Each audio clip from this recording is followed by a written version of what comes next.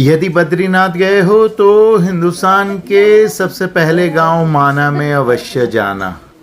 माना विलेज, ये सरस्वती नदी का आगमन यहाँ से होता है। ये माना गांव की छोटी छोटी गलियाँ जहाँ से हम निकल रहे हैं, सुंदर तस्वीरें बनी हैं और नीचे अलकनंदा नदी है। हमारे आर्मी का कैंप है, उनको सलाम है। कितनी दिक्कत वाली जगह में उन्होंने कैंप किया है देखो। और यहाँ पे इनका जो है बटालियन है। ये मंदिर, इसको भी हमारी आर्मी संभालती है। ये जो दो पहाड़ियों के बीच में आपको मार्ग दिखाई दे रहा है, ये स्वर्ग का मार्ग है। यहाँ से पांडव जीवित स्वर्ग में गए। यहाँ पे हमने गणेश गुफा के दर्शन किए। ये जो है, ये आर्मी का नेतृत्व में जो है वो मंदिर है। आर्मी इसका ध्यान रखती है। देखो कितना कठिन मार्ग है। और गणेश गुफा की कहानी है वो मैं आपको बताता हूँ। ये जो है ग्राम देवता का मंदिर है और ऊपर जो है यहाँ पे ये व्यास जी की गुफा है। अब ये व्यास जी की गुफा में बैठकर व्यास जी ने महाभारत कही 10 दिन तक, और नीचे बैठकर गणेश जी ने 10 दिन तक वो महाभारत लिखी, बिना खाए पिए और सोए। और 11वें दिन उनका शरीर जलने लगा और उसमें से अंगारे और धुआं निकलने लगा। तो वहीं पे पीछे एक तालाब है या था, वहाँ पे व्यास जी ने उठाकर गणेश जी को उस तालाब में डाला।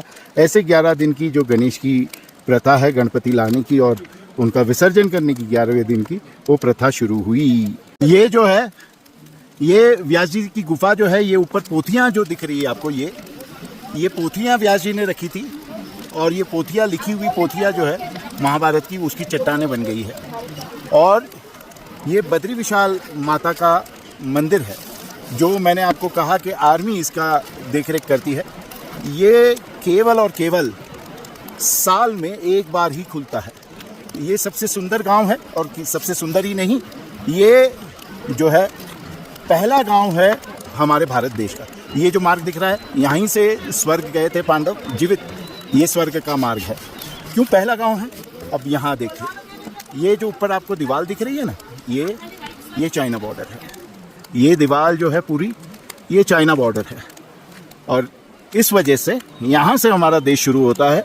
हम एकदम हमारे देश के पहले हिस्से पे पहुँच गए। ये पूरा पहला हिस्सा है हमारे देश का। और हम सब चाय प्रेमियों के लिए ये है भारत का पहला टी स्टॉल। आइए चाय की चुस्की का मजा लेते हैं। ये माँ सरस्वती नदी का आगमन है और इतना बड़ा उसका वेग है। आगे अलकनंदा नदी से केदारनाथ में मिलती है और वहाँ पे उनका गुप्त संगम होता है। लेकिन ये नदी सिर्फ और सिर्फ 100 मीटर चलने के बाद यहाँ से लुप्त हो जाती है। इतने बड़े वेग को देखकर हम ये नहीं कह सकते कि ये नदी लुप्त हो जाती होगी। ये है माँ सरस्वती का मंदिर। हम कह सकते हैं कि ये सरस्वती माँ का पहला मंदिर हिंदुस्तान का है और ये हिंदुस्तान की पहली नदी है, क्योंकि ये हिंदुस्तान के पहले गांव माना गांव में 100 मीटर में लुप्त होना शुरू करती है सरस्वती नदी और फिर एकदम धीमी होकर 400 मीटर तक हमको दिखाई देती है। फिर वहां से पाताल लोक में चली जाती है। इतनी सुंदर नदी। माँ मातंगी का रंग है, ना नीला है ना हरा है, फिरोजी रंग, नीले और हरे के बीच में, जिसे मोरपंख रंग कहते हैं। ये माँ सरस्वती का सुंदर स्वरूप आप देख सकते हैं।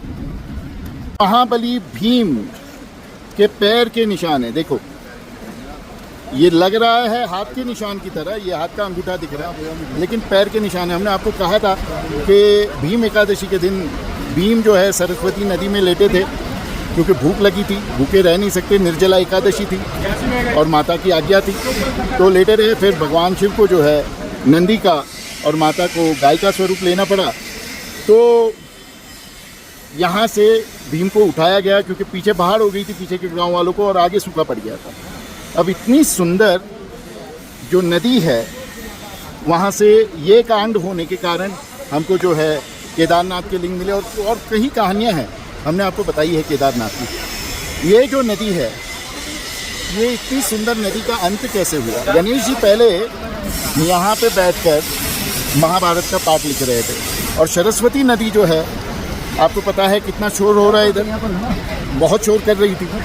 तो गणेश जी ने उनको शांत होने को एक बार कहा, पर सरस्वती नदी शांत नहीं हुई। ये पत्थर डाला गया है और ये पुल बनाया गया है ऊपर, और क्योंकि सरस्वती नदी शांत नहीं हुई तो गणेश जी ने फिर उनको श्राप दे दिया कि आप लुप्त होकर पाताल में वास करेगी, पाताल चली जाएगी ये आवाज़ के कारण। और इस वजह से गणेश जी के श्राप की वजह से, और अन्य कहानियाँ और भी है, ये इतनी सुंदर नदी जो है हमारी माँ सरस्वती लुप्त हो गई। अंदर से सरस्वती नदी के दर्शन करिए, देखिए कितना शोर है। दास जी, हनुमान जी और गणेश जी माता सरस्वती के द्वार पर, सरस्वती गॉडेस और दत्तात्रेय और विठल रुक्मणी। दत्तात्रेय और सरस्वती जी के बारे में पहले हमने बताया है कि पूर्वमुखी ही होते हैं, इनका मुख हमेशा पूर्व में होता है। महाराष्ट्र के कुछ संत है, ज्ञानेश्वर जी और ये है संत तुकाराम, ये दोनों महाराष्ट्र के संत है। विठल रुक्मणी भी जो है वो महाराष्ट्र के ही संत है, और मीराबाई। ये स्वर्ग रोपण मार्ग, यहाँ से स्वर्ग के मार्ग के पांडव के, ये उनकी 5 मूर्तियाँ, और बीच में आप देख रहे हो द्रौपदी की मूर्ति है। ये स्वर्ग जाने का मार्ग जो है चयन किया था पांडवों ने। ये देखिए यहाँ आगे एक वाटरफॉल है 6 किलोमीटर पे, और ये स्वर्ग का मार्ग। सिल्क रूट पे हम खड़े हैं, इंपोर्ट एक्सपोर्ट का जो मार्ग था। आपने अगर अभी तक चैनल को सब्सक्राइब ना किया हो तो कर दीजिए, और हमको बताइए कि आप और क्या जानना चाहेंगे। सरस्वती माँ का जल जार में मिल रहा है, ये हम हमारे आश्रम में ले जाएंगे माँ का अभिषेक करने को। ये हमारी यात्रा थी माना गांव, जिसका प्राचीन नाम है मणिभद्रपुरम, और जो पांडवों की मूर्ति हमने देखी थी ऊपर, वो जो है वो उसे सिल्क रूट भी कहते हैं, जहाँ से हमारे देश का दूसरे देशों से व्यापार, इंपोर्ट एक्सपोर्ट पहले शुरू हुआ।